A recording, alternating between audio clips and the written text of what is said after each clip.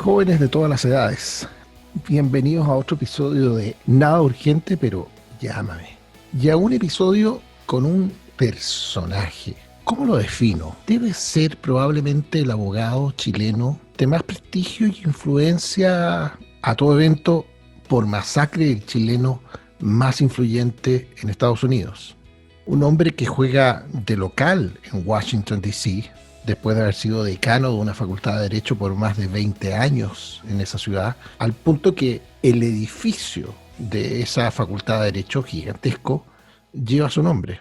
Pero que también juega de local en Holanda, en La Haya, y que explica por qué fue el agente, el encargado del caso chileno ante la Corte Internacional de Justicia de La Haya, defendiendo los intereses de Chile, la posición de Chile ante la demanda de Bolivia. Pero también, y quiero que me entiendan, porque no sé cómo presentar a Claudio Grossman, que es con quien conversaremos hoy día, él también representa hoy día a la familia de Fernando Albán, este opositor al régimen de Maduro en Venezuela, que murió cuando fue arrojado desde un edificio en el que estaba detenido por las fuerzas de seguridad represivas de Maduro, con una historia completamente inverosímil. Bueno, nuestro invitado de hoy, Claudio Grossman, también es abogado de esa familia ante la Comisión Interamericana de Derechos Humanos.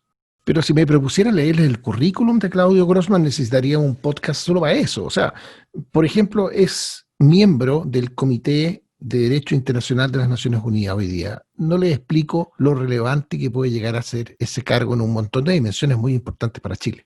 Bueno, en fin, Claudio Grossman, además, en un minuto, y probablemente hablemos de eso en este podcast, fue mi jefe. Ya les contaré en qué circunstancias, pero sobre todo un gran amigo que descubrí en los años que estuve viviendo en Washington, siendo embajador de Chile ante la OEA.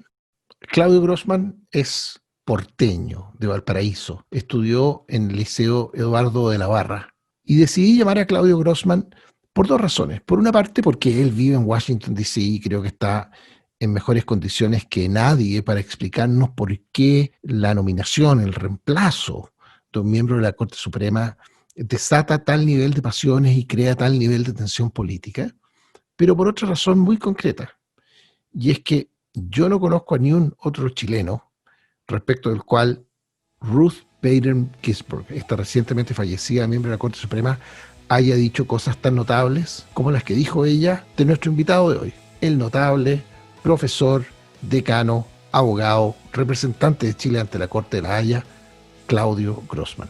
Espero que disfruten de esta conversación.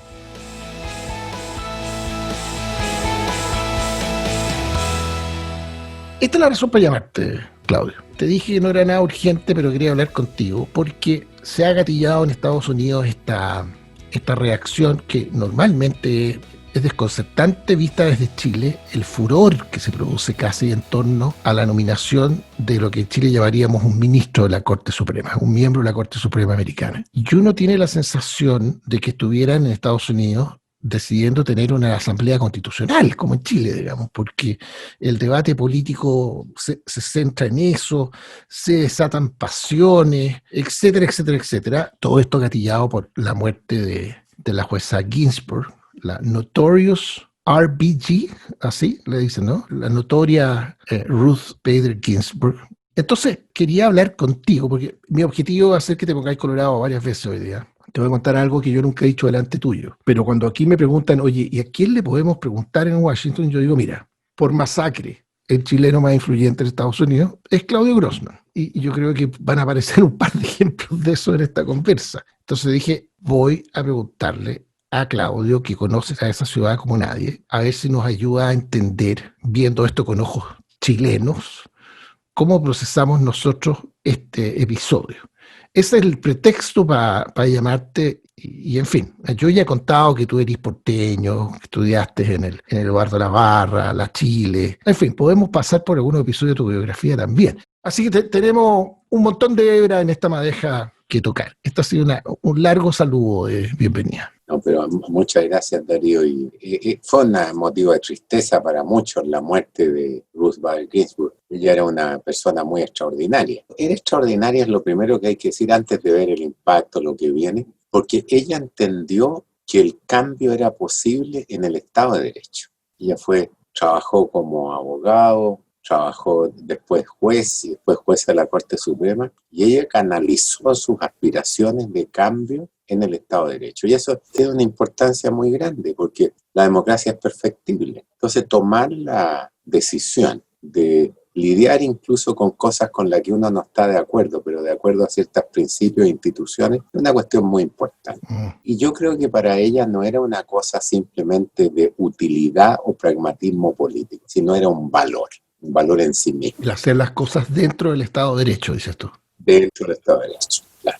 Y buscar los cambios, eso implica que uno no las gana todas, pierde muchas. Bueno, de hecho, ella que terminó siendo justa o injustamente, porque terminan siendo símbolos políticos, sin quererlo, sin buscarlo, terminan siendo vistos como íconos de un sector y por tanto se les supone más radicales de los que realmente son.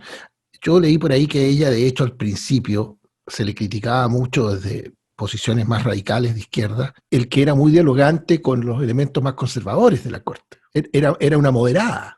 En la escuela, bueno, es que eso es muy importante cuando uno define los espacios dentro de los cuales van a existir los temas políticos y no concibe ni el derecho ni la política como un ámbito, o sea, como un campo de batalla, como era en la época como te acuerdas, los caballos de los señores feudales que se enfrentaban, ¿no? Sino que lo ve como un espacio donde hay un acuerdo sobre ciertas reglas básicas y sobre ciertos valores básicos. Ella era muy amiga de Scalia, por ejemplo, Sí.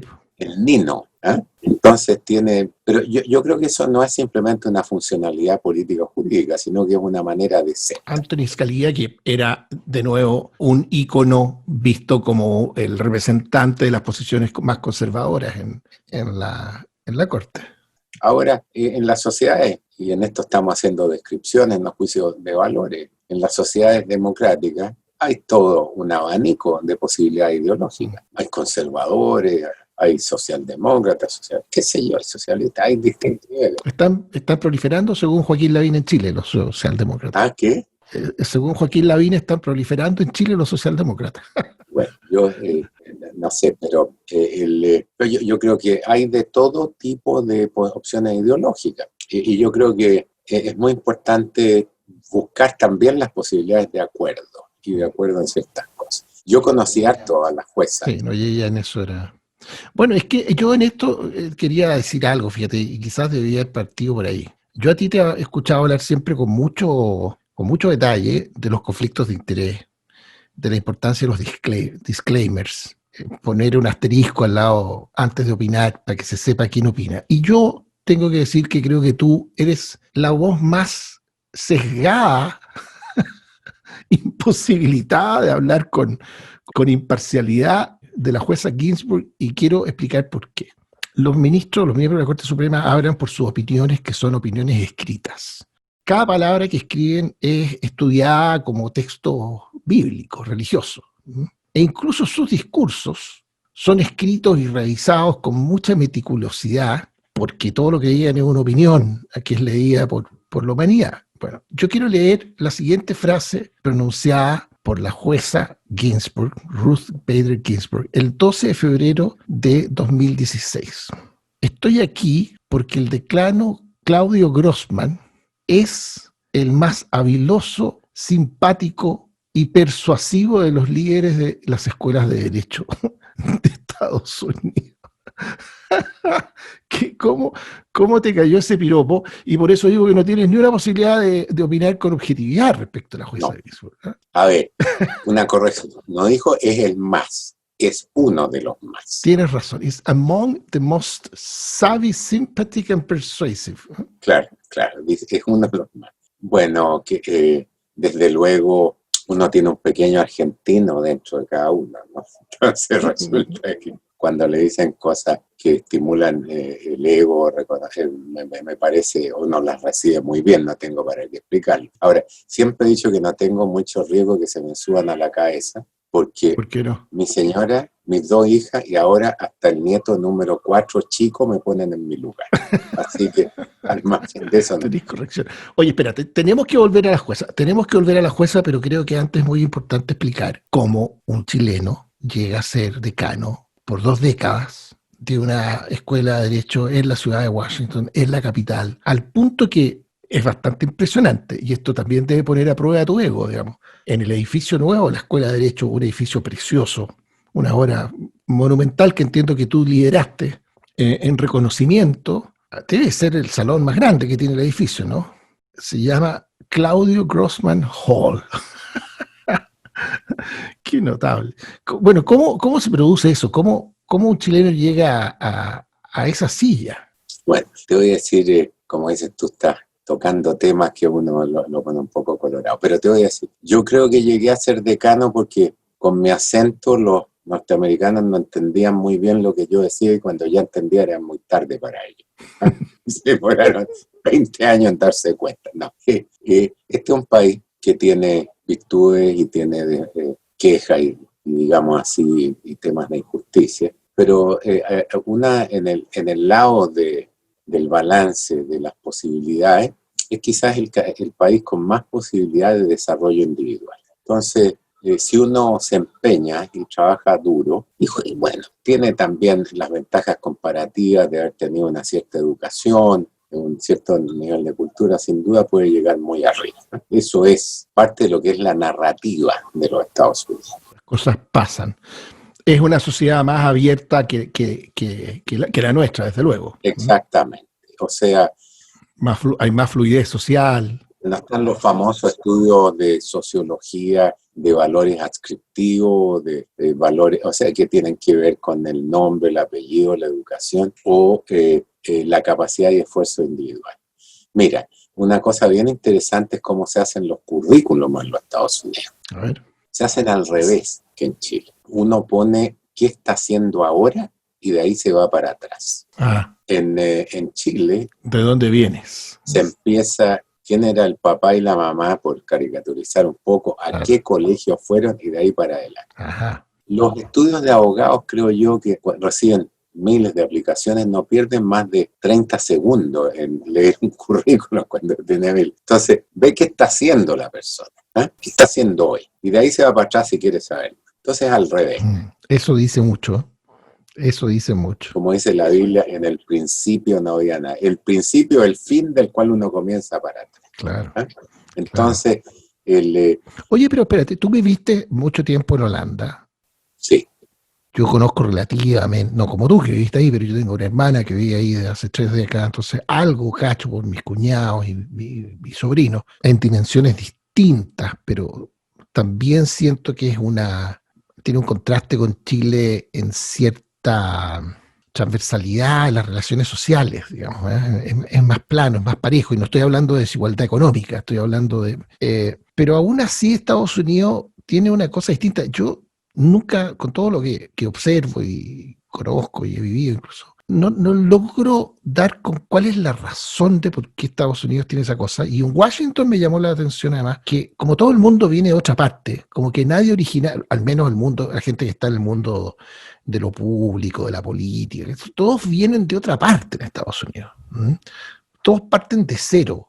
Y está permanentemente partiendo de cero la gente que viene fuera. Yo no sé si es por el tamaño del país. Tú que has vivido allá, ¿por dónde buscaría la explicación a eso que acá en Chile a rato sentimos como tan deseable? Bueno, hay, como te digo, ese es está en el lado del balance de la ecuación de lo positivo.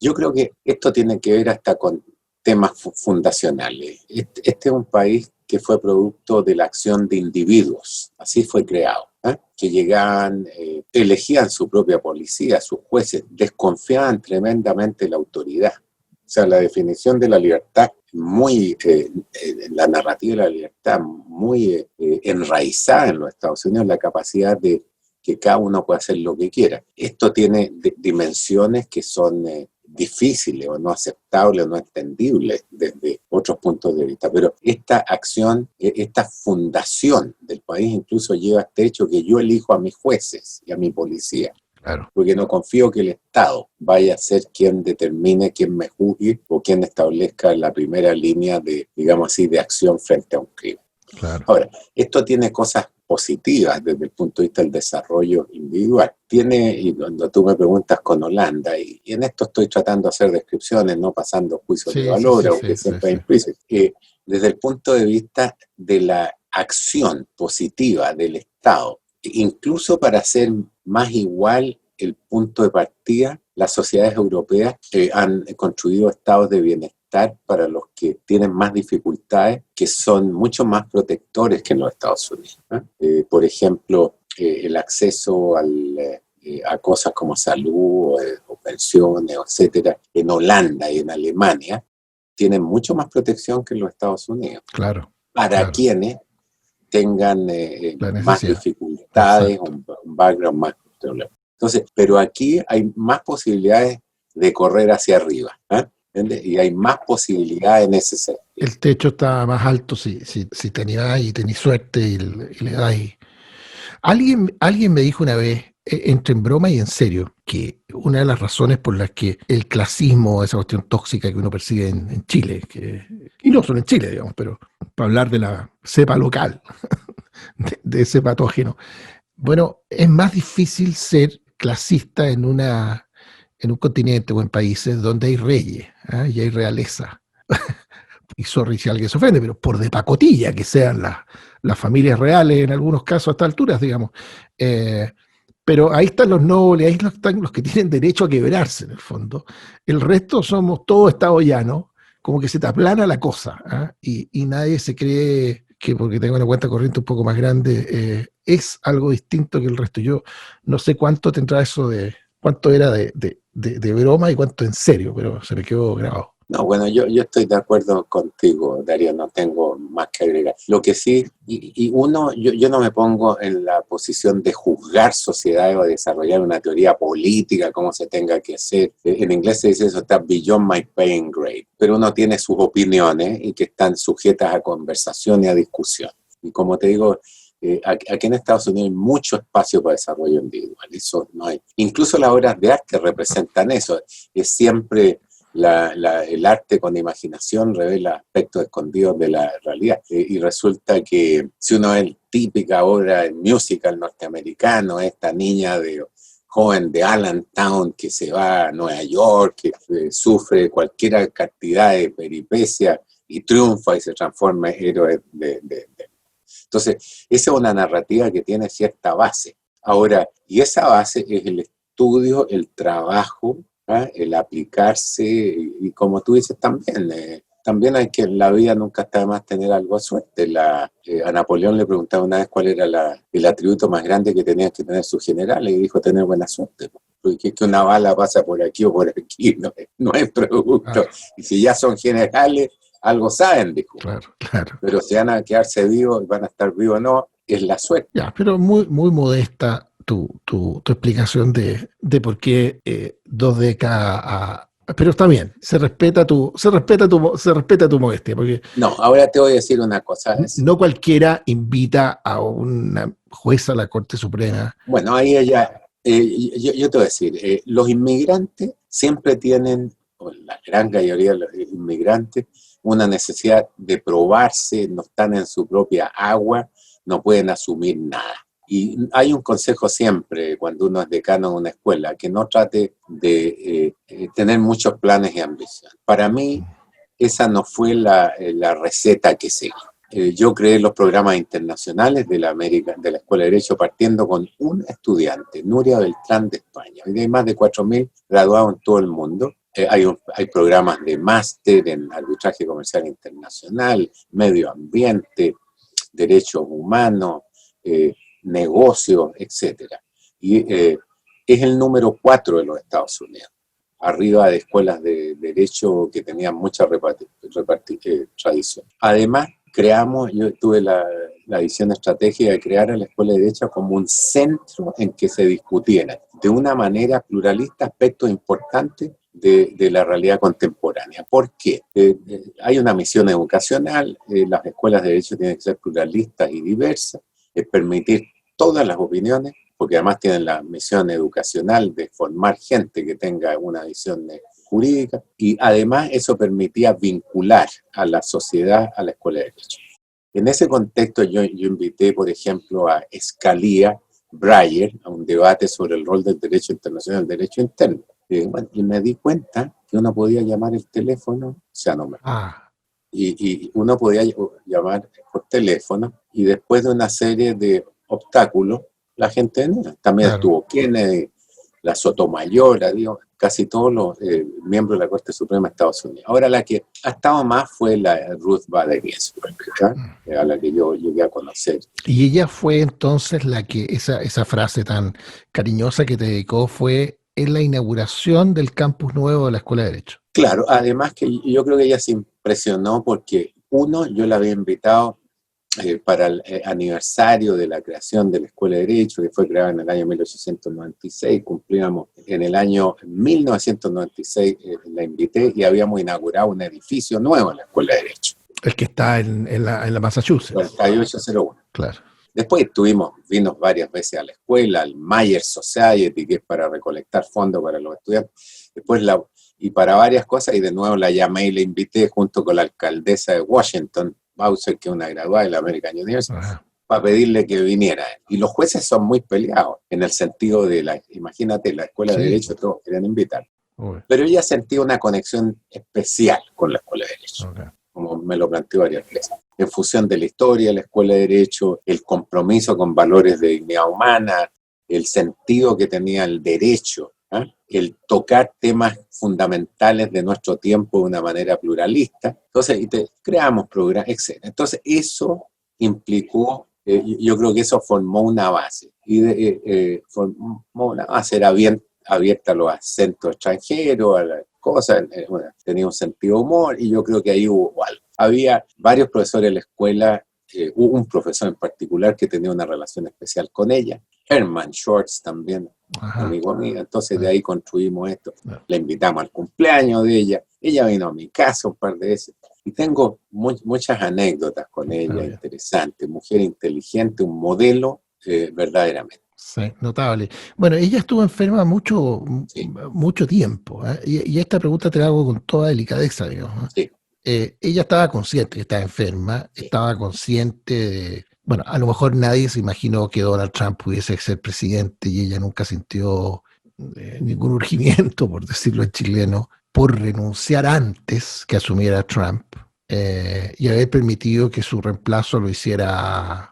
Bueno, Obama no habría podido tampoco, porque de hecho lo trató con Garland y no tenía los votos para que se lo aprobaran en el Senado. O sea, no sacaba nada con renunciar, pero como que estaba este tema pendiente con ella que padeció mucho tiempo. No sé cuál fue su primer diagnóstico, su primer round con el cáncer. Fue hace mucho tiempo, ¿no? Mira, yo también leí por ahí un artículo del New York Times que Obama la había invitado una vez. Quizás ella no conversó eso conmigo, ella no me va, así que no tengo más antecedentes que lo que se sabe, los que están en el público. Claro. Hay jueces que renuncian antes. La primera jueza mujer que hubo, Kennedy, claro, Connor, o sea, ha habido varios que han renunciado, pero no sé. De repente ella calculó que no iba a poder ser reemplazada, tenía un sentido de misión, no se dio cuenta, era una luchadora, no se dio cuenta de la gravedad de su enfermedad, iba ya en el cáncer número 3, el primero lo sobrevivió. Claro. Eso es. Y también, para valorar a las personas no hay que sobredimensionarlas. De repente se equivocó. Ahora con efecto retroactivo lo hice, porque los últimos 9 meses fue posible. Fue muy súbito, claro.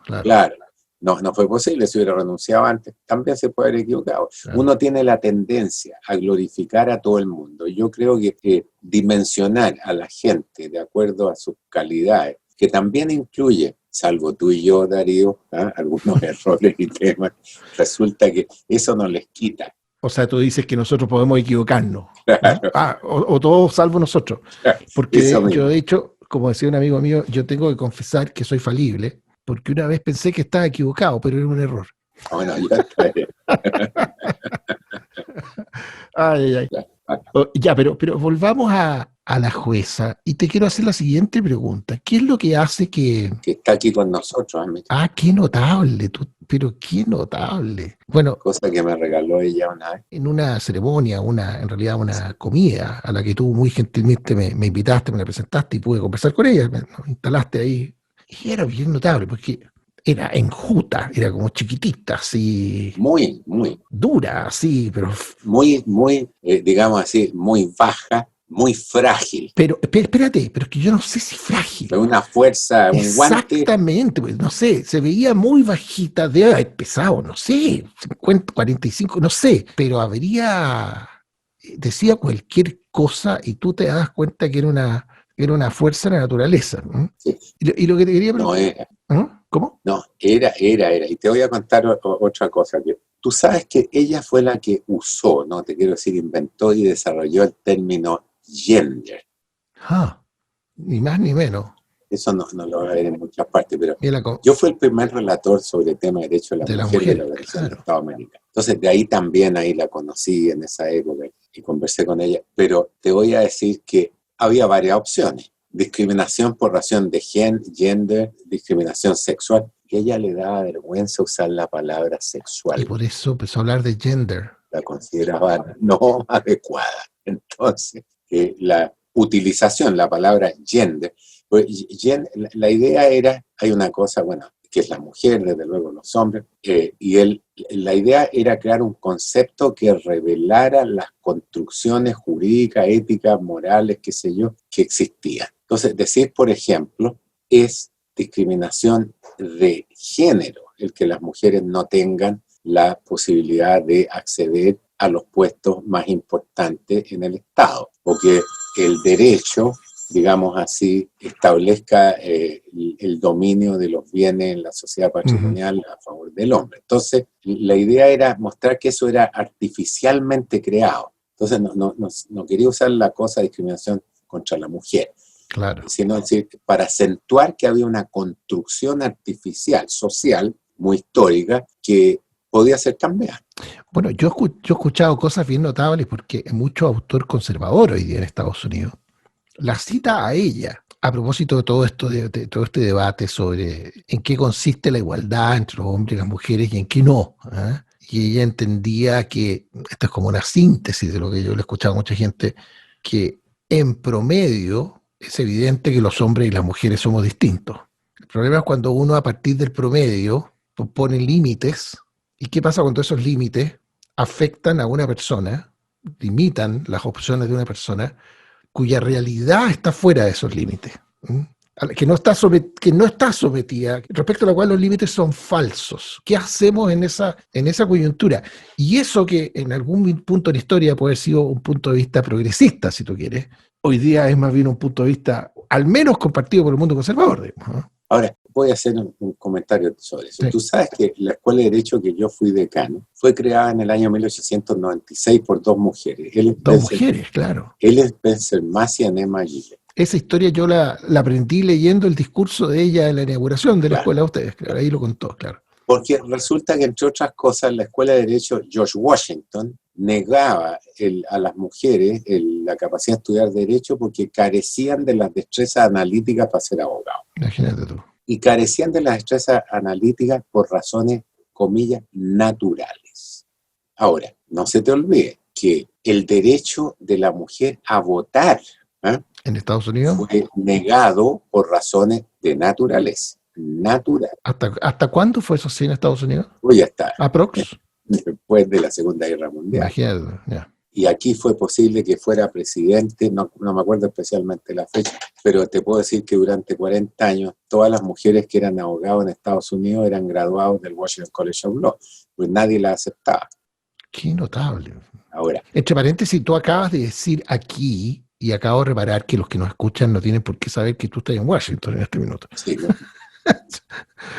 Que uno está en el aire ahora. Sí, sí, efectivamente, está ahí en la pantalla, ¿no? Claro, porque antes cuando uno decía, ¿cuánto se demora llegar? Ahora uno está. ¿Dónde está? Que la relación geográfica. Bueno, pero... Oye, pero muy impresionante eso, o sea, que hasta antes de ayer Ajá. Sí, pero mira, No eh, habían, no se podía ser abogado y mujer. ¿Eh? claro, no, no podía y era natural y las mujeres no tenían derecho a voto. Ahora, una de las cosas que logró el juez Ginsburg, y vuelvo a lo primero que te decía, fue centralizar, legitimar cuestiones importantes de derechos de la mujer. Porque hoy día, si alguien dice la mujer no tiene la destreza analítica, la gente se le ríe en las caras. Claro. O más que reírse se ofende tremendamente. O si se dice la mujer no tiene derecho a voto a ser elegida, también. O si uno tiene un abogado, un ingeniero, o mujer, o una trabajadora mujer que trabaja igual o más que otro y le pagan menos, uno dice, no, pues es injusto. Pero eso no era así. Entonces, siempre en las sociedades, en mi opinión, hay una tensión entre conservar ciertas cosas y cambiar ciertas cosas. Y una de las cuestiones muy importantes es ver cómo uno puede lograr mainstream, o sea, poner en el centro de la sociedad ciertos valores fundamentales de cambio, porque hay una dinámica siempre de transformación, no hay por qué cambiar todo. Y tú eso lo extiendes como el set de herramientas para eso a la Constitución. Como que ese es como uno de los ejes del debate de los gringos en esto, ¿no? Pero, bueno, te voy a decir una cosa. Para la jueza Ginsburg fue muy importante ese camino, Perfecto. el camino de lo constitucional y de lo legal. Y eso implica ganar, perder, aceptar. Claro. Pero no solo para la jueza Ginsburg. Mi experiencia en Holanda para mí fue muy importante, fue muy transformadora. ¿Eh? La experiencia de quienes, de la transformación mainstreaming y el logro en mainstreaming ciertas cosas. Porque, claro, en transformar, en mover la ventana de Overton, como está de moda decir en Chile, transformar en una posición. En Chile está crecientemente, hay conciencia del concepto de la ventana de Overton, ¿eh? Que es aquellas cosas que llegan a ser razonables discutir o plantear, ¿eh? Que dejan de estar fuera de los límites de lo discutible, lo planteable, e ir moviéndola. Ahora te voy a decir, fue muy importante también en su manera de hablar y el tema de no demonizar a quienes piensan de otra manera. Te voy a decir, y esa fue mi experiencia en los procesos también jurídicos internacionales y continúa siendo. Siempre, o sea, un error que cometen los abogados litigantes es pensar cuando el otro está hablando qué está de mal en lo que dice. Es como que se pusieran un switch. Entonces, ¿qué está de mal? ¿Cómo le Cable responde? el forado. Y mientras más agresivamente le responda o con más fuerza de consistencia, logra que sus partidarios estén más entusiasmados. Hay otros conceptos de hacer política y derecho, que son el ver cómo barrer hacia adentro. Y eso implica, desde el punto de vista digamos así, de una acción exitosa en la retórica, escuchar lo que la otra persona dice y ver qué puntos de acuerdo hay. Claro, claro. Y tener empatía. Ahora, eso no quiere decir que uno siempre sea así. Esto es como las aspiraciones religiosas, dan una guía de acción. Uno es un ser humano, si lo ofenden, si ve amenazado desde su manera de pensar o su vida, reacciona de ciertas maneras. Como decíamos en el liceo Eduardo Larra, si alguien me toca la oreja, yo le pego un puñete, ¿no es cierto? Entonces resulta que... Pero no es la mejor manera el conflicto jurídico y político. Claro, claro. Mira, el otro día le escuché... para uno, qué sé yo, de repente otros dirán que... ahora, ¿qué es lo que yo he visto, Darío? Sí. Que esto no es solo una cosa de cálculo político, que hay gente que actúa muy contemporarizador, porque es una manera de ser, y otros son que pegan porque es su manera de ser. Yo creo que una aspiración es que uno controle esa reacción y esas reacciones no lo controlen a uno. Y yo creo que operacionalmente en política y en el derecho es muy importante. Yo no sé si será exagerar decir que es como una tragedia, a lo mejor siempre fue así, pero que es lamentable que el ambiente en que la Corte Suprema de los Estados Unidos, con el rol que tiene, que no es trivial, hace su pega, que el camino para llegar a esa Corte esté tan contaminado de una cuestión con niveles de toxicidad, no como los del debate de Trump y Biden, pero parecidos, digamos. Claro. Mira, yo el otro día le escuché a una científica, pero una mujer, a liberal democrat, digamos, en el contexto americano, centro izquierda. Y ella citaba el siguiente párrafo que te quiero leer, para que después te digo un detallito. Dice, la virtud del sistema democrático es que permite a la gente, a lo largo del tiempo, ser persuadida de que aquello de lo que estaban completamente seguros en realidad era un error y cambiar sus leyes de acuerdo a ese descubrimiento. Ese sistema se destruye si las seguridades absolutas de cada época son apartadas del debate democrático para ponerlas dentro de la Constitución. De manera que para emparejar o para equilibrar la crítica que se le hace a los ancestros, a los padres fundadores, qué sé yo, y a las generaciones anteriores, permítaseme decir una frase en su favor. Nos dejaron libres para cambiar. Yo no sé si a ti te pasa, yo encuentro de sentido común esto. Esta frase es de el voto de minoría de Scalia contra el que es considerado el fallo más importante de la jueza Ginsburg. Además, el de Scalia fue voto único, creo que fue 7-1, 8-1, no sé cuál fue el resultado de eso. Y su opinión disidente la expresa en términos tan razonables como el fallo de mayoría redactado por ella, que de alguna manera citamos antes, esto de no aplicarle a un individuo los promedios, las diferencias entre hombres y mujeres.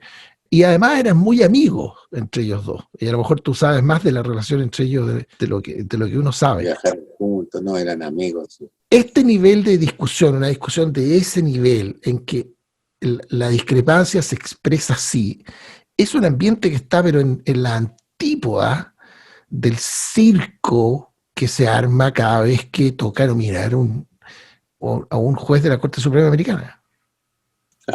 Ahora, yo te voy a decir, de partida no sé si puedo llegar mucho, pero ¿qué es lo que pasa? En la teoría clásica que viene de la Revolución Francesa, de la experiencia constitucional de los Estados Unidos, siempre la idea fue que el pueblo en la legislatura crea las leyes. Entonces, no hay, desde un punto de vista abstracto, muchas razones para pensar por qué 9 personas pueden crear leyes. Cuando hay una dinámica social, hay mayorías, minorías, hay posibilidades de cambio de acuerdo a ciertos conceptos. Entonces decir, bueno, 9 personas van a determinar qué se hace. Y en temas importantes, el financiamiento de los partidos políticos, o los temas del aborto, o los temas, vamos a seguir tantos temas esenciales, la pena de muerte. Y te advierto que ese tema fue un tema que partió también en el origen de la Revolución Francesa, porque rápidamente se dieron cuenta los franceses que el lenguaje requería interpretación. Uh-huh. Si uno dice se prohíbe la discriminación, bueno, ¿qué es discriminación? Claro. O hay que actuar con buena fe. Claro. ¿O qué es la moral? ¿Y a qué actuar de buena fe? Como cuando la Constitución chilena, algunas leyes hablan de la moral y las buenas costumbres. Claro, bueno. El concepto está ahí, pero el contenido de qué quiere decir buenas costumbres claramente cambia con el tiempo. O se pueden restringir derechos como establecen los pactos internacionales por necesidad de seguridad nacional. ¿Qué es? Claro. ¿Y hasta cuándo? ¿Y qué es eso? Entonces, ahí viene el rol de los jueces. Entonces, cuando fue la Revolución Francesa y el órgano legislativo se encontraba con un problema, le preguntaba al Parlamento, porque decían, es como una nueva ley. Esta idea de que interpretar era descifrar lo que dijeron, a veces no tenían ni idea que iba a tener esa connotación. Claro. Pero rápidamente se demostró que eso no funcionaba. Entonces, desde el punto de vista jurídico pasó a ser inevitable la necesidad de interpretar. Ahora, y esa interpretación, si entramos a la interpretación, entramos a lo subjetivo. Claro. Y ahí es donde se le presenta... Entonces, resulta que ahí viene el tema de que la gente no viene a la luna, los jueces tampoco, por lo menos según sabemos, a veces uno ve programas en que dicen que vienen, entre nosotros hay muchos extraterrestres, pero mientras... No, la verdad te voy a contar, Claudio, este es un secreto muy guardado, la luna no existe, la Tierra es plana, la luna es una proyección que la CIA, la NASA, desde el Área 51 hace de eso. No, yo eso lo tengo muy claro, muy claro. Está bien, entonces podemos seguir hablando sobre bases comunes. Claro. Pero entonces pasó a ser parte de la tradición jurídica el tema de la interpretación y tratar de regularla. Y en esto el aporte más grande fue del Código Justiniano, que codificó el derecho romano y que fue la influencia más grande en el derecho internacional. Y la codificación que hubo en el derecho internacional, que también se aplica de alguna manera el derecho moderno es el siguiente. La interpretación está centrada en el texto, Sí. pero a la luz de su objeto y propósito. El espíritu. Y hay que mirar la práctica subsecuente, los O sea, acuerdos que han existido. ahí está todo. Cabe todo, ese es un bolsillo. No puedes ignorar el texto, Pero, y eso te da algún límite frente a los que hablan de lo teleológico. claro, Pero, muy importante también, se excluyen los trabajos preparatorios, a menos que con esta otra interpretación se llegue a una conclusión.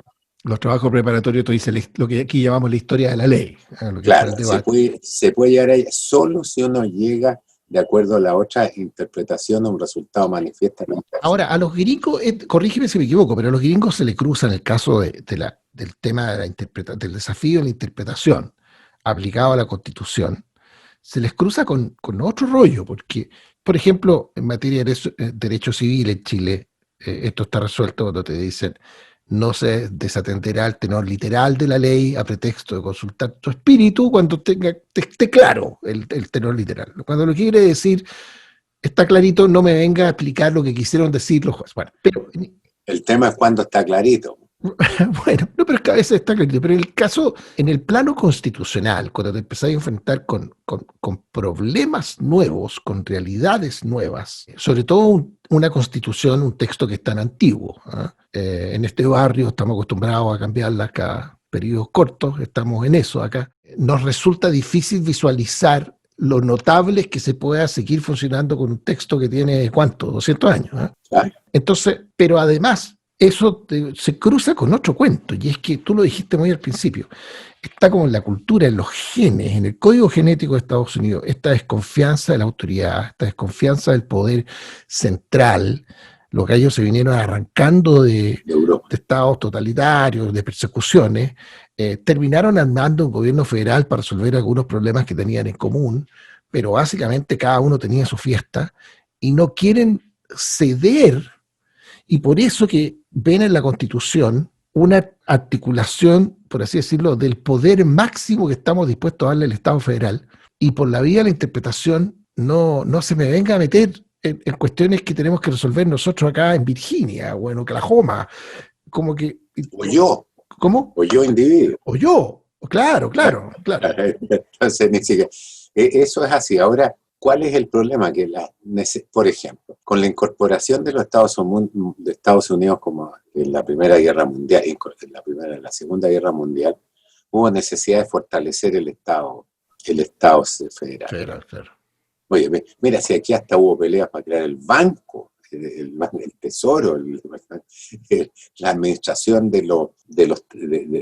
digamos así, de las carreteras. O sea, aquí la idea esta, yo decido lo que quiera y que no se me meta nadie en este espacio, es muy fuerte. Claro, acá como que está, por los diarios nos queda la impresión de que el debate en torno a la Corte Suprema es por el tema del aborto, por lo que en Chile llamaríamos los temas valóricos, que obviamente hay tensiones políticas muy grandes, pero hay un debate mucho más profundo respecto del poder del gobierno federal, claro, que explica en gran medida estas dos aproximaciones, claro, a la capacidad de interpretar la Constitución de la Corte, ¿no? Claro, y te digo, por ejemplo, hay un tema valórico que es un tema valórico serio, pero no se reduce a eso, pero claro. Te planteo otra cosa, por ejemplo, los temas del derecho a salud. En lo que diga relación con la capacidad del Estado de desarrollar políticas positivas, hay un conflicto. Y como hay un entendimiento de que la ley hay que interpretarla, claro, los jueces y la Corte Suprema juegan un rol en la interpretación de las normas. Entonces, es inevitable que la nominación de un juez sea más importante, por ponértelo así, quién va a ser senador. Claro. O sea, bueno, de hecho surgió... Es una de las pocas cosas que es un nombramiento de por vida, además. Claro. De por vida en los Estados Unidos, en general en esta sociedad. Claro, no te pueden echar sal. Claro, no hay nombramiento por vida, entonces tiene una capacidad de independencia tremenda. Entonces resulta que por eso es inevitable que haya... Y un ejemplo, Claudio, disculpa, un ejemplo de lo que tú dices de ahora, porque surgió en el debate ahora entre Biden y Trump, es que está ante la Corte Suprema de Estados Unidos un caso en que por la vía judicial en la práctica, el efecto sería desarmar el gran programa en materia de salud de Obama, que era Obamacare, y que entiendo que California, lo que está en juego es justamente, en el fondo, jurídicamente, si el Estado federal puede imponer un individual mandate, en el fondo una cotización obligatoria eso, a ciudadanos de los estados, o si eso es algo que solo se puede hacer a nivel estatal.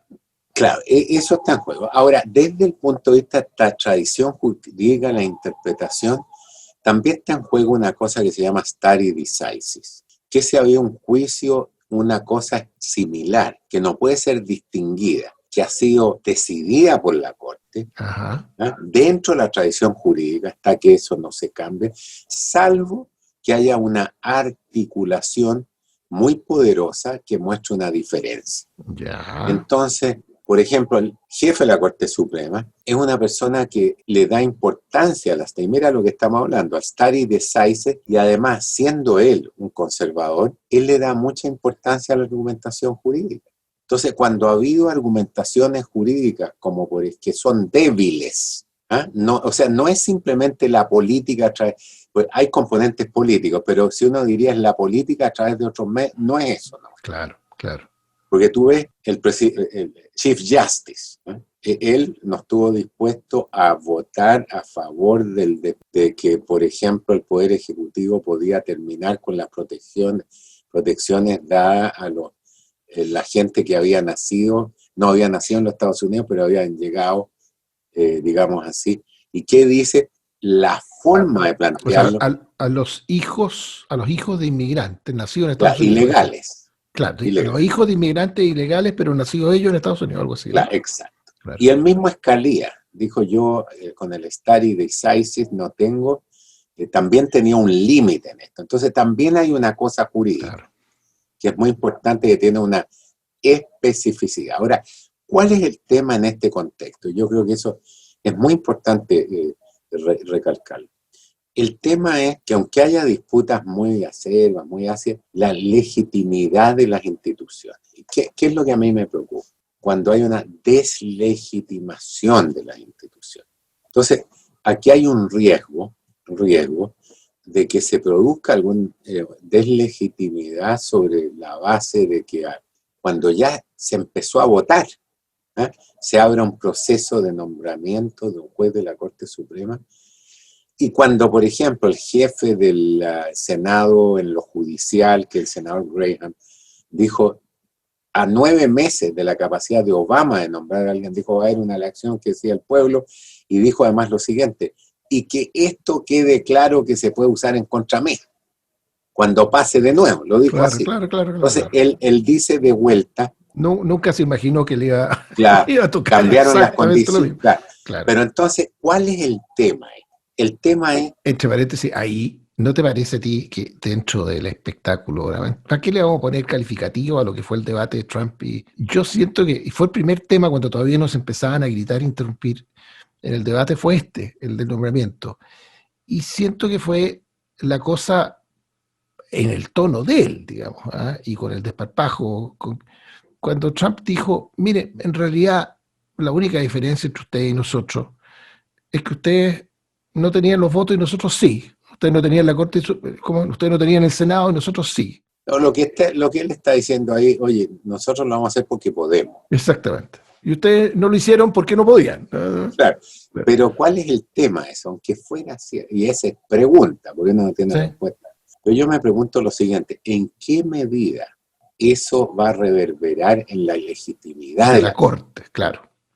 Y para qué te digo, y si le tiran encima, ¿para qué te digo si le tiran encima tener que resolver quién ganó la elección? Claro. Repetirlo, además, lo de Florida, digamos. Te voy a agregar otra cosa. Sí, a veces los partidos de fútbol se ganan por 2-1 cuando no hay que contar goles y lo que sea. Con la muerte de la jueza Ginsburg, esta corte queda con 8 personas, ¿ok? Un empate a 4 con 8 personas, ¿eso es? Y no un empate a 4. ¿No? ¿Por qué no? Porque los liberales eran 4. Ah, no, pero eran 9. Quedaron 8 ahora. Quedan 8, y de esos 8, 3 son liberales. Claro, tienes toda razón. Queda 5-3 y esto sería un 6-3. Queda 5-3. Claro. Entonces, resulta que, porque yo entiendo, si uno es pragmático, ve la política, básicamente el argumento de Trump y algunos de los republicanos es la tentación es muy grande. ¿Ah? Pero ¿en qué medida hay que patear en el suelo al otro? Porque resulta que este es un momento en que vamos en 5-3, o sea, prácticamente pueden hacer de todo, incluso, o sea, entonces es tan necesario, porque si uno dice, bueno, se salva el mundo, así. Ahora con las posiciones que tienen los jueces, digamos así, con una interpretación más estricta de la Constitución, y yendo hacia al sentido original, están en mayoría en la... Entonces, ¿vale la pena? Eso, yo hago la pregunta. Sí. Uno puede decir, sí, vale la pena, pero hay un riesgo. Sí. Siempre, ¿qué es lo que he visto yo en las relaciones internacionales, en mi práctica en las relaciones internacionales? Que es muy difícil resistir la tentación del éxito inmediato y no entender que la vida tiene vuelta. Y es muy importante, sobre todo en momentos en que hay que acentuar algunos valores comunes, preservar la integridad de ciertas instituciones, que tratar de preservarlas más allá de la lógica de mayoría y minoría. Y eso es más fácil si uno tiene además la mayoría. O sea, pienso yo sí, que de repente en la lógica... A mí me pasaron, en esa parte del debate, fíjate, me pasaron tres cosas. Yo en el margen, mis instintos son más de los de la interpretación y la aplicación estricta y modesta, ¿eh? De la interpretación. Sí. Pero en fin, lo que eso da exactamente lo mismo que mi opinión, pero yo creo que lo más inexplicable dentro de todo el circo de insultos e interrupciones que fue el debate, para un chileno viendo ese debate, lo que es más difícil de procesar políticamente en nuestro contexto era escuchar a Trump cachetoneándose de haber nombrado 300 jueces. O sea, claramente no está preocupado de la buena salud de la, ¿cómo decirlo?, de las instituciones, cuando plantea de manera tan abierta, ¿eh?, como un gran logro político haber nombrado a 300 jueces. Pero además desde la perspectiva nuestra, es muy difícil entender por qué eso podría ser importante como para ser usado como un argumento político de campaña. Y es ahí donde uno intuye que algo hay con el sistema judicial gringo distinto, o a lo mejor simplemente lo tienen más sincerado de lo que lo tenemos en Chile. No, yo creo que hay algo distinto. O sea, la importancia de los jueces es fundamental por la interpretación. Y además Trump le habla a su base. O sea, si tú te fijas, es muy interesante eso, y yo tengo la visión comparada, no solo abstracta, sino de haber estado en Holanda 10 años, de haber visto en distintas operaciones internacionales distintas maneras de hacer política. Y hay estadistas que tienen la capacidad de desde su posición, desde luego, porque no son simplemente hojitas que mueven el viento, de articular una narrativa que es hablarle al país en su conjunto. Entonces, eso es... ahora, habrá situaciones que eso no es posible, pero hay gente que uno ve, estadistas que uno ve que tienen esa capacidad. El primer ministro de Holanda le habla al país desde su posición. Trump le habla a sus partidarios. Si tú te fijas, más del 70% de los republicanos consideran importante el nombramiento de los jueces en función de su visión de la libertad, que puede hacer lo que quiera. Entre paréntesis, esa visión de la libertad que puede hacer lo que quiera tiene un límite, ¿eh?, que son los temas valóricos. Porque en general, en los temas valóricos, digamos así, ahí los liberales son partidarios de hacer lo que quiera, mucho más que los conservadores. Claro. ¿Entiendes? Entonces ahí hay una tensión. Los liberales, en el sentido de que los gringos usan la expresión liberal. Claro, exactamente. Liberals, que no es la que usamos acá. Claro, el sentido de... Entonces, bueno, esa es la cosa, y tienen gran importancia, pero ¿qué es lo que veo yo en la expresión de Trump? Él le está hablando a su base. Sí. Entonces no le está hablando a los otros. ¿Y cuál es el desafío que tiene? Que de acuerdo a la encuesta no da la base para ganar. Entonces ahí hay un tema, pero veremos que Sí. Oye, y en lo que específicamente se refiere a la nominación de esta jueza propuesta por el Amy Coney Barrett, ¿tú Ya. crees que hay alguna duda respecto a si va a ser nominada o no? ¿O simplemente las dudas son cuáles van a ser las repercusiones de esto porque es un hecho que van a simplemente aprobarla y... Yo no es tan simple, pero veamos, el promedio del nombramiento de un juez de la Corte Suprema en Estados Unidos son 71 días. ah, o sea, eso nos pone a mitad de noviembre, ¿no? Eso implica background checks, implica, Perdón, 71 días, a mitad de claro. diciembre. Claro, todo octubre, todo noviembre y 10 días más. Por eso el mismo Trump dijo, el nombramiento expedito va a ser después de la Ah, votación. por eso dijo. Lo que tú estás diciendo me explica por qué él dijo, incluso después de la elección me queda Claro. mucho tiempo. ¿Ah? O sea, él quiere para movilizar a su base. En el fondo dijo, incluso si pierdo la nombro igual. Claro. ¿Ah? Claro. Pero, ¿dónde viene el tema aquí? El tema es qué va a pasar en varios frentes. Uno importante, el Senado. Porque en el Senado es posible que lo pierdan los republicanos. Claro, claro. Eso no implica. Esto lo estamos grabando, pongámosle fecha a esta conversa, porque esto es relevante. Lo estamos grabando el 30 de septiembre, esta conversación. Claro, es posible que lo pierdan en Sí. función del número de... hay como 10 senaturías que están en juego de los republicanos. Porque hay, Sí. hay 2 de los demócratas. Entonces, los demócratas nunca saben lo que puede pasar. Estamos viendo en 6 años. Mis cuentas, fíjate, me dicen que los republicanos están están entre 48 y 50, van para atrás. Claro, Hace 3 semanas tenían alguna chance de 51 todavía. claro. Hoy día necesitan salvar Montana para quedar con 50, y si gana Biden, los demócratas, el vicepresidente, la Kamala Harris, desempata. Por tanto, el Senado pasa a estar en control demócrata. Exacto. Bueno, tú siempre has sido mucho más experto que yo en contar todo eso y yo creo que tienes todo tienes. Pero te digo, el escenario es una probabilidad que ganen los demócratas el Senado. Claro. Es una probabilidad. Alta. Pero es la probabilidad que hoy día está, como se dice, en el mercado. Claro. ¿Cuál es el tema? Ellos, sin embargo, no va a ser el Senado que va a votar por la jueza. Es el Senado saliente el que la aprobaría. Claro. Entonces, un Senado saliente minoritario que vote, o sea, yo me pregunto desde el punto de vista del Estado de Derecho, ¿qué pasa en esa situación con la legitimidad de la Corte Suprema? Hay otro tema importante ahí. ¿Van a estar los votos después de la elección? No sé. En este momento parece que sí, pero hay varios... Tú dices que derrotado Trump hay algunos senadores que digan, bueno, en estas condiciones revalúo. Pero Okay. a mí lo que me preocupa es que aquí también estamos hablando de derrotado, no derrotado. Si el tema es una elección además que no se sabe quién ganó. Es lo más fregado de todo, ¿no? Y como dice Trump, por meses. Entonces, una situación en que no se sabe quién ganó, con senadores que se van. No, es la tormenta perfecta. Es lo de Florida del año 2000 multiplicado por 8. Claro, entonces, ¿Puedo hablar en francés o no? Es una cagada gigantesca. Fíjate que igual... El acento va a la última. Cagón.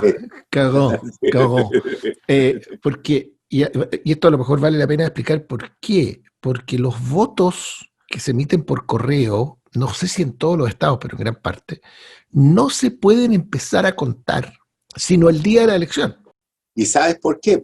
¿Por qué? Y eso estoy de acuerdo yo, porque resulta que uno no puede, si es que la gente antes de votar sabe que está ganando fulano, claro, mucha gente vota ganado. Entonces tú no puedes empezar a contar antes mientras, claro, hasta votando. Que se cierra la urna. Bueno, entonces, y es tal la cantidad de votos que esta vez van a llegar por correo, 30%, o sea, estamos hablando de... Eran 30, ahora va a ser más. 40 millones.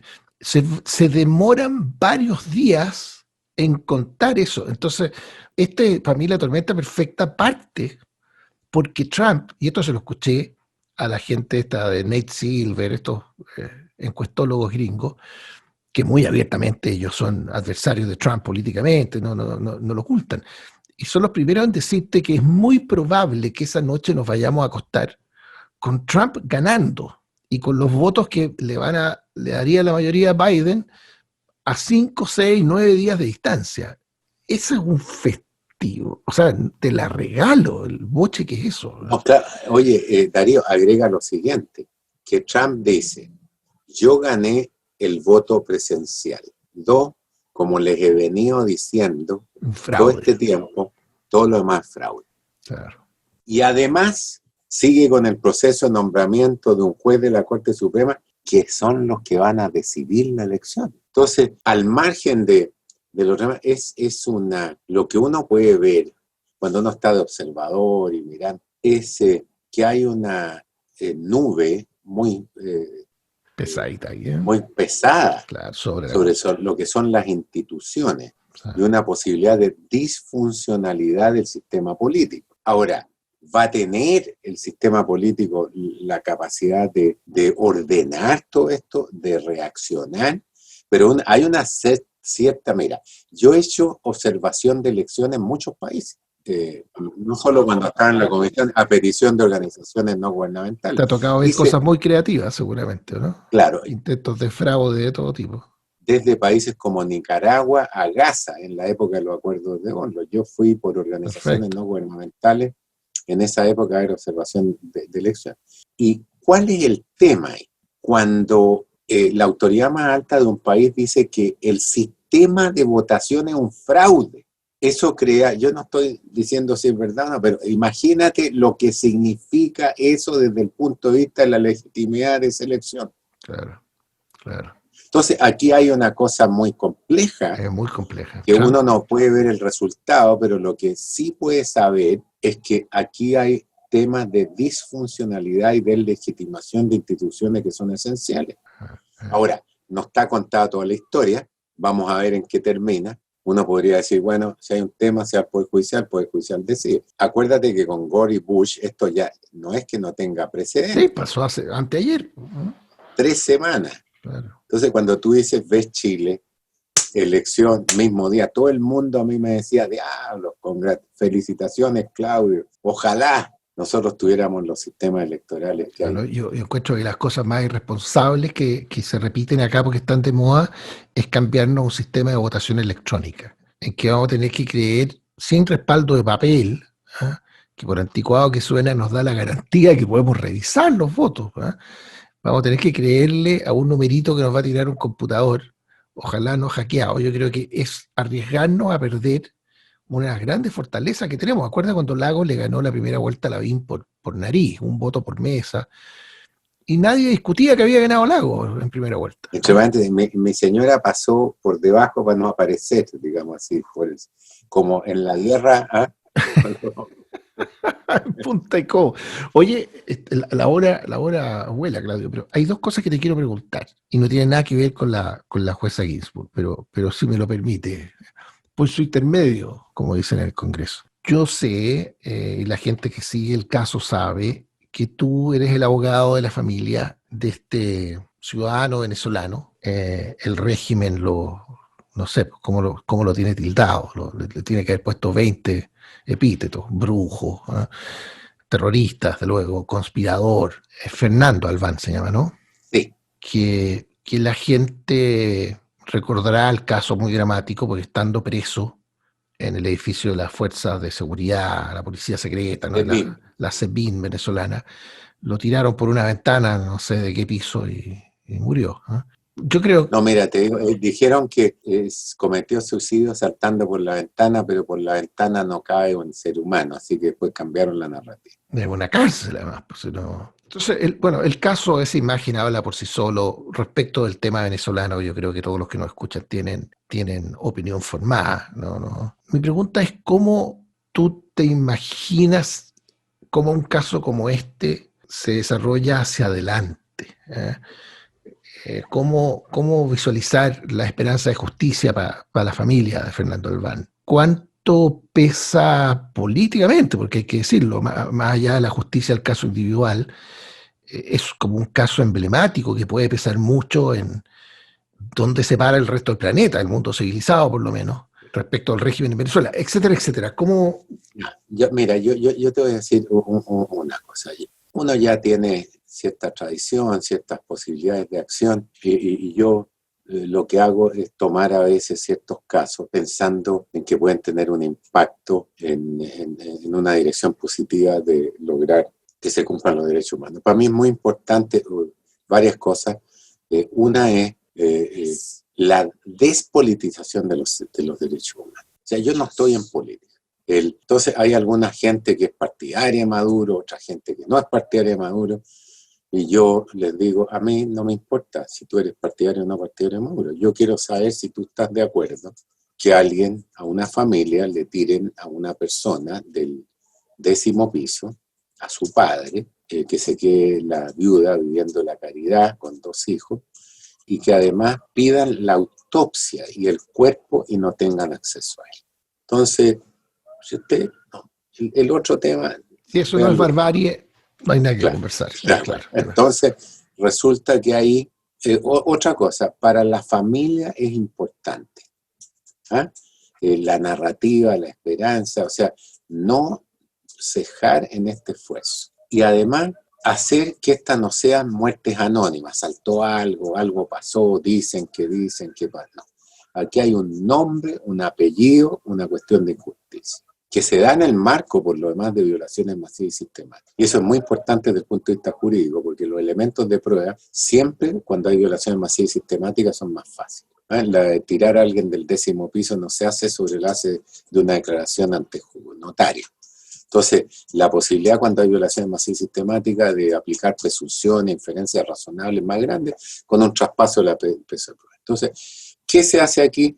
Documentar, contar la historia, educar a la gente en este sentido. Eso es lo que quiere la familia, además, porque esto también es centrado en las víctimas. Uno no tiene por qué manipular en función de lo que uno piensa, las necesidades de una familia. Sí. Esto tiene que ser centrado siempre. A veces los abogados uno dice, uno solo gana los casos, nunca pierde uno, los que pierden son las familias. Pero una práctica tiene que ser centrada en el cliente, en lo que piensa, en lo que aspira, en ofrecerle opciones dentro de lo que es legal. Eso es tan simple pero tan profundo lo que acaba de decir Claudio. Al final tú eres abogado de una familia, no de una causa, no de un símbolo. Hay personas. Claro. Y yo te voy a decir, a mí, y uno no sé, no me quiero presentar de ninguna manera, porque hay gente como yo, así que no tengo por qué decir. Pero yo no me voy a preguntar si la persona que es tirada al 10º piso tiene tal o tal ideología política. Claro. ¿Con qué pretexto fue? Bueno, da lo mismo, porque hubiese hecho lo... ¿Cuáles no? Pero es importante saberlo, es parte de la narrativa. Claro. Él llegó del exterior un día viernes, fue detenido en el aeropuerto, llegó voluntariamente. Él es un dirigente... Es un dirigente de un partido político opositor a Maduro. Claro. Pero él llegó legalmente a Venezuela, lo tomaron preso. En el aeropuerto. Habló con la madre, con su mamá, Fernando Albán. El sábado llamó a su familia, tuvo contacto con todo, no tenía ninguna historia de suicidio ni de nada. No, nada. Las conversaciones se suspendieron el sábado en la tarde y el día domingo lo llaman diciendo que se suicidó. Entonces, lo que piden es el acceso al cuerpo, porque resulta que el cuerpo te permite ver qué pasa, ¿no? Claro, hubo tortura. Y además, hay otras cosas que son importantes, las contradicciones. No, saltó por la ventana, como tú dijiste, Darío, con gran perceptibilidad. Es una cárcel. Pues. Claro. Si la cárcel no tiene ventanales franceses, ¿no? De arriba para abajo. Pues. Así que saltó, y además uno hace el trabajo, porque uno tiene que ver, como se dice en la fenomenología, los hechos mismos. Es muy importante ver qué contradicciones hay. Por la ventana caen 2 puñitos. No cabía, señora. Entonces el corredor está con reja. El tiempo, decisiones contradictorias, hicimos, no hicimos, y al final no entregan el cuento. Se produce una presunción que ellos pueden desmentir. Claro. Muestran el cuerpo, entreguen sobre la familia y hablamos. Y después, bien interesante, castigan a 2 guardias. ¿Por qué fue? Porque siempre esa es una cosa como para atrás, por no haber tenido cuidados suficientes. Eso es como los guardias de Jeffrey Epstein en Nueva York, digamos. Claro. cómo se le suicida, ¿no? Claro. Bueno, ¿y dónde sigue? Logramos que estuvo en el informe de las Naciones Unidas del Grupo Especial. Está para decisión en la Comisión Interamericana de Derechos Humanos, Sí. para establecer la responsabilidad. Después, entonces, eso establece, hay un nombre, un apellido, una situación, y se seguirá buscando lograr que haga justicia en este caso. Y eso es lo que quiere la familia. Oye, tenemos 5 minutos más, ¿o no? 5 minutos, sí. Porque teníamos un compromiso de... Sí, Sí. y a lo mejor es para otra llamada incluso, porque los que nos escuchan, yo al presentar conté de lo que te debemos por tu rol en el caso, la demanda que Bolivia nos puso en La Haya. Nunca se imaginaron el 5-0 en contra que representó eso. No sabían la chichita con la que se estaban curando, que no lo digo medio en broma, pero medio en serio, porque hay una colaboración de mucha gente en el camino, pero no hay dos opiniones en Chile. La forma en que conduciste el caso al final fue brillante, y bueno, y Bolivia, yo algo que nunca te he contado, Claudio.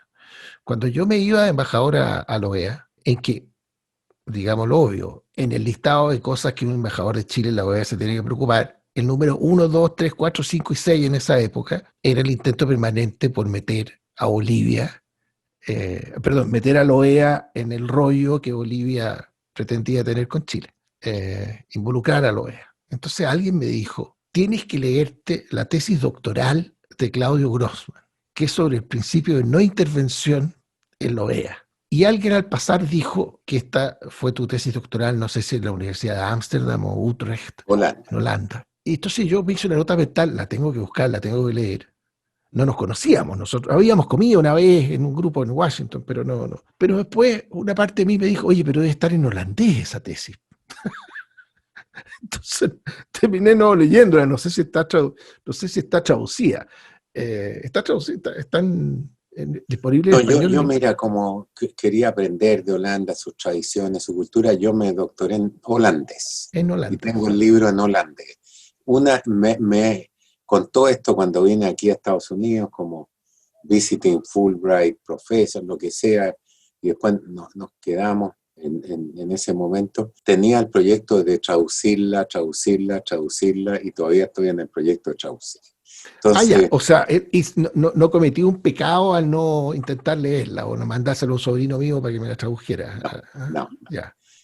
Ahora te voy a decir algo sobre el caso chileno. Yo creo que para mí lo que más me ha dado satisfacción en la vida, y he tenido satisfacciones, y te hablo fuera de lo familiar, fue la posibilidad de estar en el caso chileno.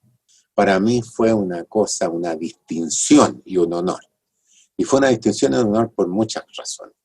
Primero, por la calidad de la gente. Yo no lo digo, no tengo... Mira, el equipo chileno era muy bueno, la gente comprometida de todos los lotes. Pues una cosa bien importante, hay momentos en que la unidad nacional de un país es importante. Unidad nacional no implica unanimidad, puede haber Sí, claro. siempre incluso que haya disensiones, puede haber, pero había una unidad muy linda en el país, fue un momento muy bonito. El poder trabajar juntos en esa situación. Digo, para mí fue una cosa, no solo no me arrepiento, estoy muy agradecido de la posibilidad de estar ahí. Y después yo creo que de alguna manera mi capacidad organizativa jugó un rol, sin duda, tal como jugaron el rol de otros agentes. Y el hecho de que viví en Holanda 10 años, mi predecesor además fue como decano, fue juez de la Corte Internacional de Justicia, Tom Burgenthal. Y yo además conocía a varios de los jueces, voy a Holanda. No, está claro que en Holanda la haya jugado y de local. No sé, claro. Pero eso fueron aportes. Pero como tú dices, fue un equipo que te incluyó a ti. Si nosotros estuvimos varias veces. Bueno, por eso dije al principio que había sido jefe mío, además. En ese equipo notable. Claro, sí. Pero yo, además de decir jefe, me gusta más decir que cooperamos, porque esto de jefe no. Pero te quiero decir que fue una cosa muy... Sí, y yo lo que puedo decir, y aquí aparece que tenemos un negocio de tirarnos piropos, pero a mí me consta que es muy distinto describir esto hoy día, con el éxito rotundo, con efecto retroactivo, como se claro, llama. mirando para atrás, pero la verdad es que efectivamente, si bien el equipo, como dices tú, digamos, hizo todo lo que había que hacer, nadie esperaba el resultado que se obtuvo. Esto se veía, o sea, cuando tú aceptas ese encargo y durante todo el camino y hasta el día del fallo, y cuando se empieza a leer uno por uno los distintos capítulos, fue 8-0 esta cuestión al final, ¿no? Ya no me acuerdo, Sí, todo. eran 8 o 9 los capítulos. Ocho, contando acuérdate que 7 de ese 0 es 0, o sea, Claro. ya la acumulación de todo. Claro. Entonces, tú asumiste esto cuando la cuestión se veía cuesta arriba y estábamos todos preparados para un fallo, al menos estéticamente muy complicado para Chile. Y el éxito fue No, eso rotundo. fue. ¿Sí? Bueno, no, pero te voy a decir, algunos senadores que yo conozco y que aprecio me dijeron, mira, tomaste esto, pero te va a ir mal. ¿Eh? O sea, Claro. pero el ambiente del país era que no iba a ir mal. Eso está claro. El, eh, eh, pero yo creo que las definiciones centrales de anclar esto en el derecho internacional, esto de no festinar a la Corte, de creer en el derecho, ¿eh? Con convicción, fue bastante importante. Y hay otras cosas que son, que es muy importante la abogacía en estas cosas. Te voy a decir, hubo temas fregados, como cuando se nos cayó la jueza Doc. Claro, claro. Y vale la pena que expliques para los que nos escuchan cuál es el rol de la jueza 2, que los países pueden nombrar a uno de los jueces. ¿Eh? Claro, y se nos cae el juez ad hoc. Entonces, la cantidad de entrevistas, porque además el juez ad hoc es alguien, o la jueza ad hoc, que uno no puede contactar en el procedimiento. Entonces, imagínense la responsabilidad de estar en un proceso que en uno nombra a alguien y esa persona vota contra Chile. Y ahí eso no era herencia de lo anterior, le tocaba a uno. Después, la organización de quien habla, ¿eh? Entre los El jueces, rol de la Argentina, de los jueces. perdón, de los abogados. Claro, porque todos los abogados quieren hablar ante la corte. No, y además ahí son todos Ronaldo y Messi en ese Claro, equipo, ¿no? sí, bueno, pero te voy a decir, por ejemplo, cuando los ingleses pusieron, cuando los bolivianos pusieron una inglesa a hablar de la Organización de Estados Americanos, pues no todo, el mejor plan falla en el campo de batalla. Nosotros no teníamos a la Mónica para hablar, a la Mónica Pinto para 2 veces, pero ahí pusimos a la Mónica Pinto, porque tener una Recuérdanos quién es, argentina claro. decana de la Escuela de Derecho de Buenos Aires, diciendo por qué las resoluciones de la OEA no tenían un valor jurídico, era mucho más importante que tener la inglesa. Claro. Los bolivianos además tenían una narrativa latinoamericanista y no tenían ni un abogado latinoamericano. O sea, ahí viene, Todos esos detalles hay, estuvieron muy bien. claro, y después eh, hay como provocaciones con los bolivianos insultando a las autoridades chilenas, hablando de narcotraficantes, lo que fuera. Entonces, no llevar esas cosas a la corte. Hubo un momento muy especial ahí, ¿eh? En que tú reaccionaste con indignación moral. Sí, bueno, eso es. Camiseteado, a ver si puedes recordar eso, porque yo te digo como espectador, porque en ese minuto al margen de... Hay cosas que objetivamente a la gente le producen una reacción emocional, de esas que son como escalofríos en la espalda, de emoción cuando alguien dijo exactamente el pare de carro en el momento preciso. ¿Por qué no nos recuerdas cuál fue ese? Bueno, yo decir lo que pasa. Nuestra estrategia era lo jurídico y no caer en provocación. Ellos tenían a presidente de la República, expresidente, incluso creíamos que se había filtrado el fallo, porque llevar al presidente a un país a que escuche que perdió su país es tremendo. Los Claro, bolivianos estaba estuvieron sentado ahí, casi órale. 45 y hundiéndose en eso. Entonces, pero ellos argumentaron que Chile era el carcelero de Bolivia. Claro. Y yo he visitado muchas cárceles y Chile no es el carcelero. Y en eso yo tomo ofensa, como dije ahí, profesional, nacional, personal. No pueden venir a basurar un país como el nuestro, que no, oye, con acuerdo, un acuerdo libre de comercio, que no se llama acuerdo libre, con ventajas unilaterales para Bolivia, con más de 200.000 camiones que pasan todos los años, con esfuerzos de tratar de negociar diplomáticamente cosas. Entonces, eso no era inaceptable.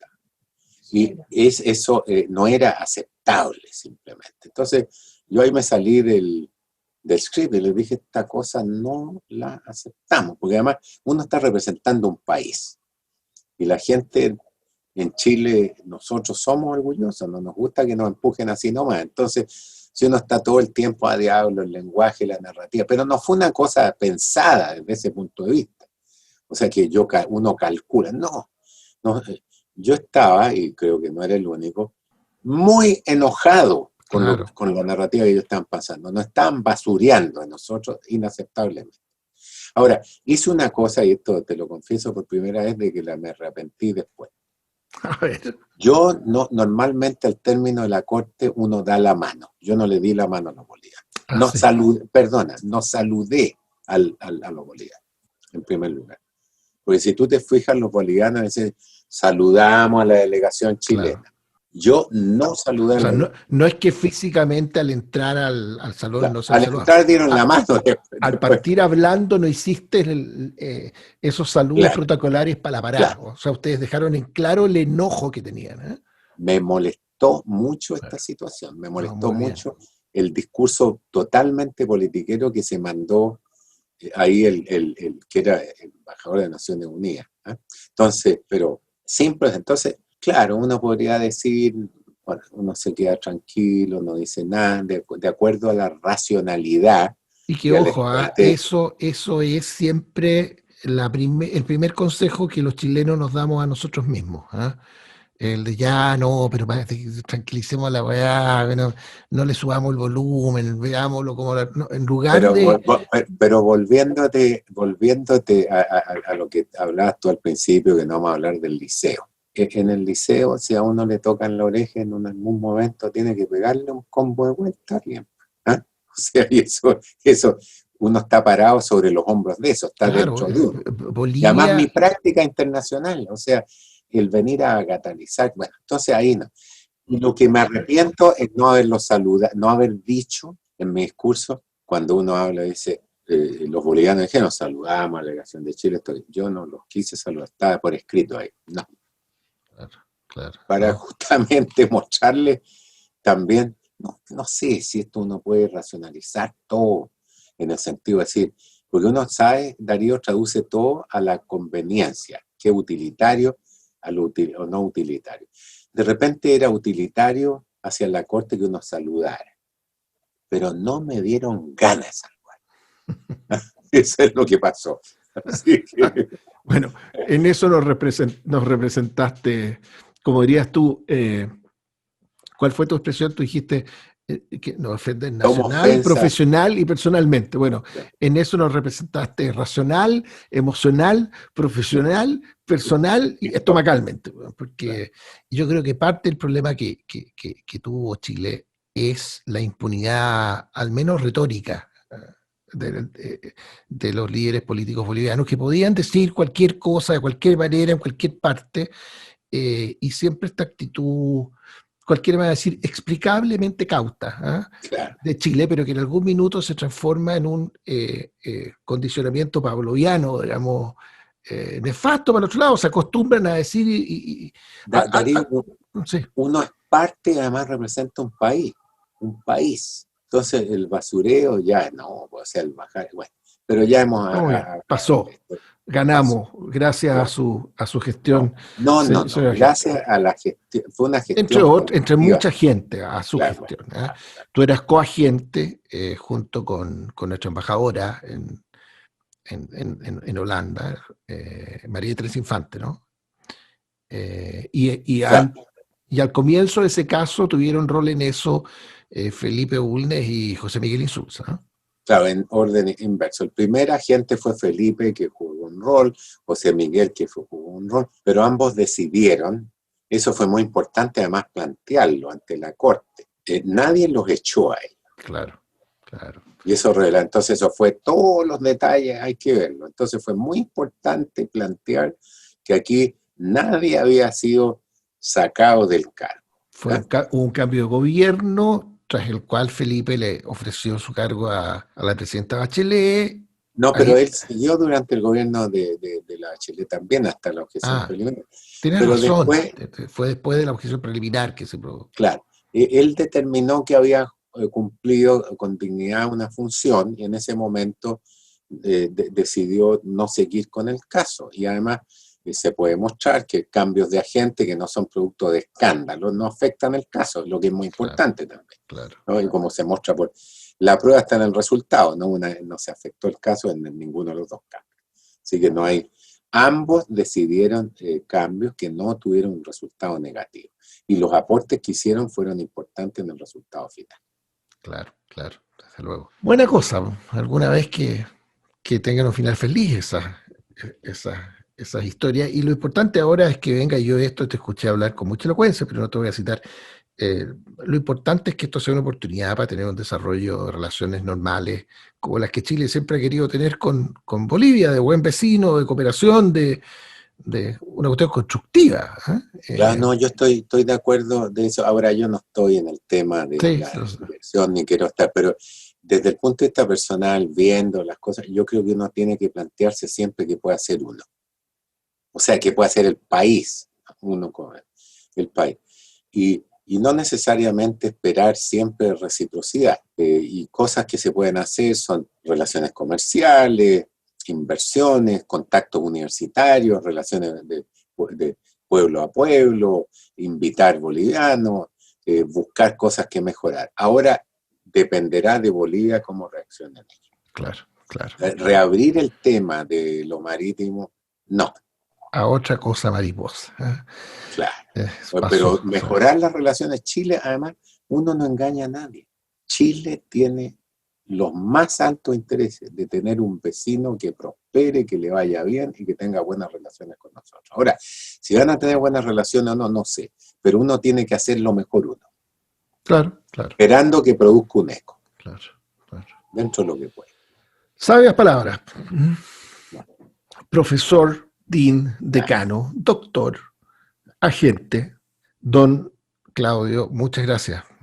No, Darío, y te agradezco las preguntas y yo no quiero ser recíproco aquí, pero tú tuviste una gestión muy importante aquí como embajador ante la OEA. En Chile no se reconocen las cosas, pero creo que fue no muy importante, además fue excelente, con todos los ámbitos, desde los derechos humanos, los temas de relaciones diplomáticas, de frontera. Y para mí fue muy importante conocerte a ti como persona y a tu familia y apreciar quién eres. ¿Eh? Así que, por el contrario, te agradezco la entrevista y la posibilidad que hayamos tenido de conversar los dos un tiempo.